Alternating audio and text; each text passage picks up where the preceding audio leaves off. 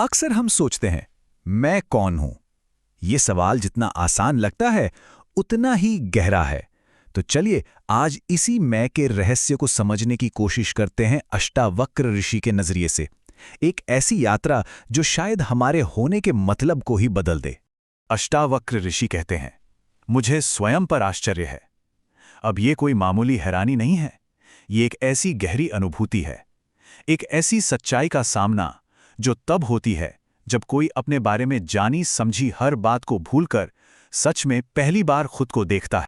तो चलिए सबसे पहले और सबसे बुनियादी अवधारणा को समझते हैं। ये स्व यानी सेल्फ आखिर है क्या? अष्टावक्र ऋषि के अनुसार ये एक ऐसा अस्तित्व है जिसकी तुलना किसी से हो ही नहीं सकती।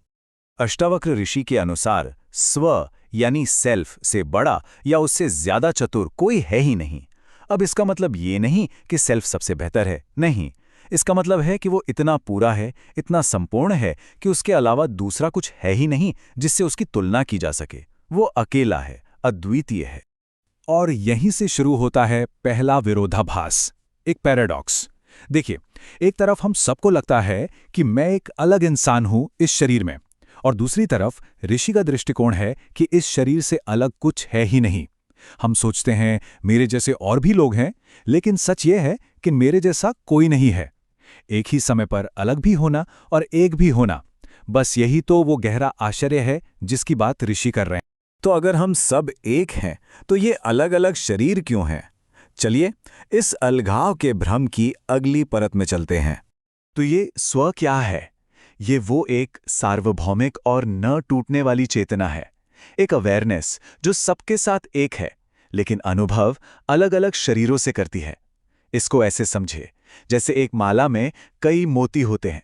हर मोती अलग दिखता है, उसका अपना आकार है, रंग है, लेकिन उन सबको जोड़ने वाला धागा तो एक ही है ना। वो स्व वही अदृश्य धागा है जो हम सबको एक साथ पिरोता है। लेकिन फिर सबसे बड़ा सवाल उठता है कि अगर स्व एक ही है तो हमें इतने सारे अलग अलग लोग क्यों दिखते हैं? ये दूरी, ये अलगाव इतना सच्चा क्यों रखता है? इस गहरे सवाल का जवाब देने के लिए अष्टावक्र ऋषि एक बहुत ही खूबसूरत उदाहरण देते हैं। वो कहते हैं, स्व एक चुंबक की तरह है, एक मैग्नेट। अब इस चुंबक वाले उदाहरण को आराम से समझते हैं। पहला चरण, चुंबक यानी स्व, वो कुछ नहीं करता, बस अपनी जगह पर मौजूद है, बिल्कुल शांत। दूसरा चरण, लोहे का बुरादा यानी हम सबके शरीर, ये सब अलग अलग बिखरे हुए दिखते हैं। और तीसरा सबसे जरूरी चरण, आकर्षण। चुंबक बिना हिले डुले, बिना कोई कोशिश किए, अपने आकर्षण से, अपने मैग्नेटिक फील्ड से उस लोहे के बुरादे को एक पैटर्न में खींच लेता है। बिल्कुल वैसे ही स्व कुछ करता नहीं, वो अकर्मक है, लेकिन उसकी सिर्फ मौजूदगी से ही इन शरीरों में क्रिया होती है, जीवन चलता है। और यह हमें एक और भी गहरे विरोधाभास पर ले जाता है। अगर स्व कुछ करता ही नहीं तो इस दुनिया में इतना सब कुछ हो कैसे रहा है? ये कर्म कौन कर रहा है? यहां देखिए, एक तरफ है स्व यानी आत्मा जो अकर्मक है यानी एक्शनलेस, वो एक जगह स्थिर है, एक स्रोत। और दूसरी तरफ है शरीर जो क्रिया का साधन है, एक इंस्ट्रूमेंट। सारी एक्टिविटी, सारी हलचल शरीर में होती है।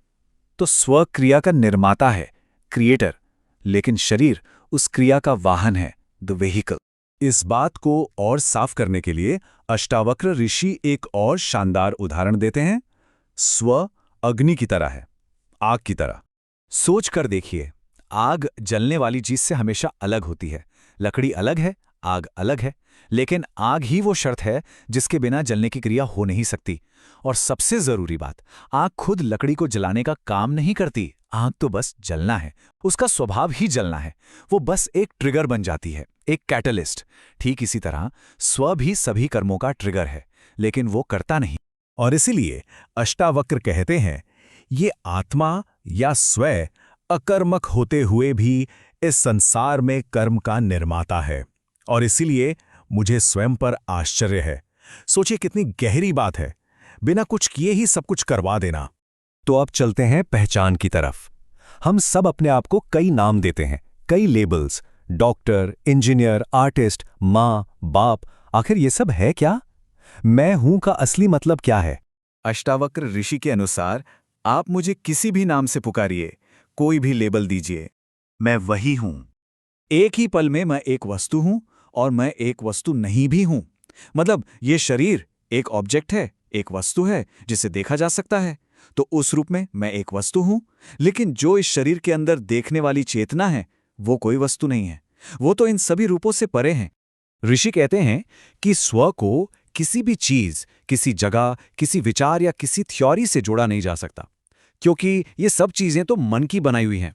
स्व तो वो खाली स्क्रीन है जिस पर जिंदगी की पूरी फिल्म चल रही है। वो फिल्म का हिस्सा नहीं है, वो तो स्क्रीन है। और अब हम आते हैं सबसे आखिरी, सबसे परम विरोधाभास पर, वो पैराडॉक्स जो अब तक की सारी बातों का सार है, उनका एसेंस है। अष्टावक्र कहते हैं जो कुछ भी कहा या सोचा जा रहा है वो सब कुछ मैं हूं, लेकिन मेरे पास कुछ भी नहीं है। जरा इस स्टेटमेंट की गहराई को महसूस कीजिए। इसका क्या मतलब हुआ? मैं सब कुछ हूं का मतलब है कि स्व ही हर विचार का, हर शब्द का, हर अनुभव का मूल पदार्थ है, द वेरी सब्सटेंस। लेकिन ठीक इसी वजह से मेरे पास कुछ भी नहीं है, क्योंकि जब आप सब कुछ हैं तो आप किसी एक चीज के मालिक कैसे हो सकते हैं?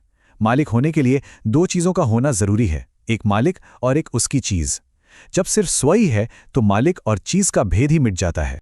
तो अंत में हम यहां पहुंचते हैं, मैं हूं और मैं नहीं भी हूं। और सच में ये बेहद आश्चर्यजनक है।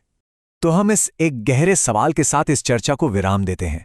जब हर नाम, हर लेबल, हर क्रिया और हर वस्तु चली जाती है तो पीछे क्या बचता है? इसका जवाब शब्दों में नहीं, बस उस गहरी शांति में, उस आत्मचिंतन में मिल सकता है।